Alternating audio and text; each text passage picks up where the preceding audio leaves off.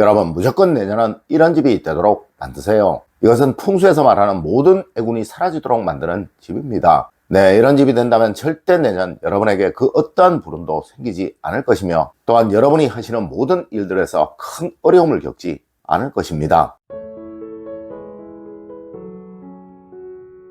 여러분 안녕하세요, 이정빈입니다. 여러분, 내년은 을사년입니다. 네, 우리가 일반적으로 말하는 을신년스럽다라는 말이 을사년스럽다, 을사년과 같다라는 말에서 유래를 하여 만들어진 말이라고 제가 어제 알려드린 적이 있었죠. 맞습니다. 을사년은 언제이고 아주 고통스럽고 혼란스러웠던 해라는 거예요. 여러분, 역사는 항상 반복되이 돌고 도는 거예요. 네, 내년도 과거처럼 정말 힘들고 어려울 것이라는 거죠. 하여 오늘의 시간을 준비해 보았습니다. 여러분, 오늘 알려드리는 이것은 풍수에서 말하는 고난이 없는 집, 불행이 없는 집을 만드는 비법 풍수입니다. 네, 여러분의 집을 이렇게 만드시고 꼭 이것 하나는 두시도록 하세요. 첫 번째로, 여러분, 풍수에서는 춥고 어두운 집이 되지 않게 하라라고 하였습니다. 여러분, 풍수에서는 이런 말을 합니다. 따뜻한 곳에서는 편안함이 생기고 차가운 곳에서는 불편함이 생기며, 또 밝은 집에서는 좋은 운이 생기고 어두운 집에서는 나쁜 운이 생긴다고 말이에요. 네, 이것은 풍수의 아주 기본적인 장풍득수, 배산임수의 원칙인 것입니다. 여러분, 절대 집을 어둡게 하지 마세요. 특히 거실은 항상 밝아야 합니다. 그리고 침실은 늘 따뜻해야 합니다. 맞습니다. 이제 겨울이죠. 여러분, 난방비 조금 아끼려다 감기가 들면 그보다 몇 배는 더 힘들고 또 몇 배는 더 많은 돈이 들어갈 거예요. 그리고 심리학자들도 집안의 포근함은 사람에게 심리적인 안정을 준다고 말을 합니다. 네, 내년은 절대 이것을 무시하지 않는 한 해가 되도록 하세요. 여러분, 운은 정말 의외의 곳에서 생깁니다. 두 번째로, 여러분, 내년은 혼란스럽고 복잡한 집이 되지 않도록 하셔야 합니다. 여러분, 풍수에서는 망할 집에서는 무조건 혼란함이 보이고 더러움이 보이고 또 복잡함이 보인다고 하였습니다. 네, 잘 될 사람은 행동 하나하나가 계획적이고 무질서하지 않다는 건 역시 성공하기 위해서의 절대적인 원칙이고 말이죠. 여러분, 이 한 가지는 무조건 지키세요. 내가 쓴 물건은 항상 제자리에 가져다 두는 것을 말입니다. 네, 이 한 가지만 잘 지키셔도 절대 혼란스러워지지 않으며 또 복잡해지지 않게 됩니다. 맞습니다. 부지런한 사람과 게으른 사람의 대표적인 한 가지의 차이는, 전자의 사람은 미루는 법이었고 또 후자의 사람은 항상 뭐든 미루려고 한다는 거예요. 여러분, 내년 한 해 딱 한 가지만 하세요. 지금 쓴 것은 바로 지금 그 자리에 가져다 두는 것을 말입니다. 세 번째로, 여러분, 내년 한 해 미신이나 거짓에 속지 않는 여러분이 되십시오.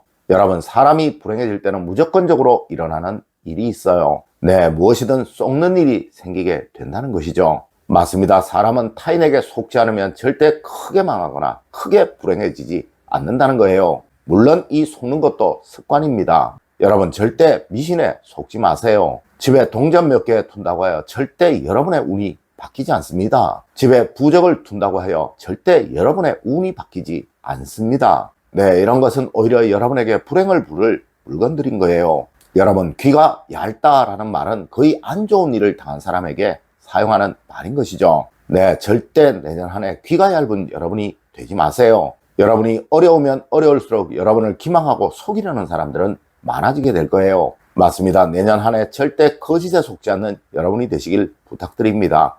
네 번째로, 여러분, 내년 한 해 다툼과 갈등이 없는 집이 되도록 만드세요. 여러분, 사람이건 사회이건 불행해질 때는 항상 다툼이 생기고 또 갈등이 생기게 마련입니다. 자신의 이득을 챙기기 위해 타인을 욕하고 손가락질하는 일들이 비일비재하게 생기게 됩니다. 네, 이는 여러분의 가정도 그러한 거예요. 부모가 자식에게 쉽게 함부로 말하고 또 그 자식이 부모를 흉보고 험담한다면 그 집에서는 그 무엇을 해도 다 소용이 없게 된다는 것이죠. 네, 이런 집을 우리 조상님들은 콩가루 집안이라고 하여 망할 집이라고 말을 하셨다는 것입니다. 여러분, 내년은 정말 어려운 한 해가 될 것입니다. 항상 가족 간에는 서로 사랑하고 위해주고 아껴주고 또 한마디의 말도 힘이 되게 해주시는 여러분이 되세요. 네, 운은 이런 집에 들어오고 머물고 또 커지게 되는 것입니다. 맞습니다. 어느 집이든 망할 집과 흥할 집을 알고 싶다면 그 가족들의 얼굴과 입을 보면 되는 것입니다. 다섯 번째로, 여러분, 내년에는 꼭 현관이 베란다가 넓은 집이 되게 하세요.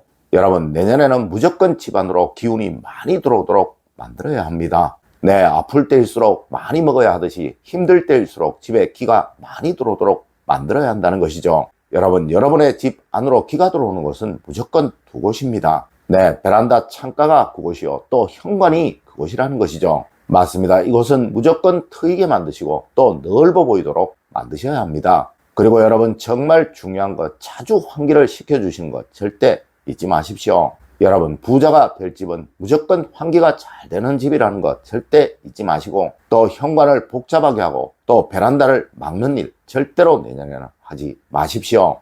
여섯 번째로, 여러분 내년에는 벽이 단순한 집이 되도록 하십시오. 여러분 그 집에 고민이 많은가를 판단하는 가장 우선적인 것은 바로 그 집의 벽에 뭔가가 많이 걸려 있는가를 보시면 되는 것입니다. 네, 벽에 이것저것 많이 걸려 있는 집은 항상 고민이 끊이질 않는다는 것이죠. 하여 우리 조상님들은 벽에는 교훈을 거는 것이다 라고 하셨던 거예요. 네, 여러분의 마음에 양식이 될 것을 제외하고는 사실 그 무엇이라도 벽에 거는 것은 좋지 않은 것입니다. 여러분 특히 내년은 아주 고민이 많은 한 해가 될 것입니다. 이런 내년에 벽은 항상 비워두시는 것이 가장 좋으며, 혹 그림이라도 거시고 싶으시다면 푸른색이 많이 보이는 것을 거신 것이 가장 좋다는 거예요. 네, 푸른색은 희망과 새로움을 말하는 것이라 내년 같은 해에는 아주 안성맞춤이라는 것이죠. 일곱 번째로, 여러분 내년 미니 화분은 집에 꼭 두세요. 여러분 풍수에서 가장 좋은 소품을 하나만 꼽으라면 무조건 꽃이요, 식물입니다. 네, 꽃이나 식물이 잘 사는 집은 무조건 좋은 기가 흐르는 집, 즉 명당이라고 하였다는 것이죠. 하여 풍수에서는 꽃이 쉬 죽는 집, 자주 시들어가는 집을 망할 집이라고 하였던 것입니다. 여러분 이 기운을 가장 좋게 하는 것이 바로 작은 화분, 작은 화초인 거예요. 네, 사실 큰 식물이나 큰 화분은 사무실이나 가게에 맞는 것이지 집에는 오히려 좋지 않을 수도 있다는 것이죠.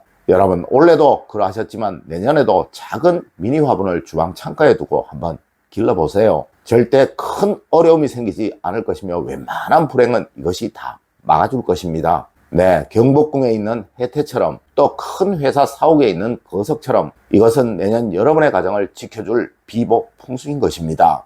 여덟 번째로, 여러분 침실에 이것 하나는 정말 무조건입니다. 여러분 사람은 항상 잠을 못 자서 불행을 얻습니다. 네, 잠이 불편하여 성공을 하지 못하는 것이고 또 남들보다 더 큰 능력을 발휘하지 못하는 것입니다. 여러분 잠이 보약인 거예요. 항상 내년은 최고의 잠자리 조건이 되도록 만드십시오. 다음날 일어나서 항상 개운한 여러분이 되시도록 하세요. 분명 여러분이 하시는 모든 일들에서 정말 상상치도 못한 좋은 일들이 생기게 될 것입니다. 여러분 오늘은 내년을 준비하는 최고의 비법 풍수에 관해서 알려드렸습니다. 오늘 제가 알려드린 이야기 여러분들 꼭 명심하시길 부탁드리며 오늘의 이야기를 마치도록 하겠습니다. 늘 올바른 학문과 올바른 지식을 여러분들께 전하도록 노력하겠습니다. 여러분 긴 시간 감사드립니다. 감사합니다.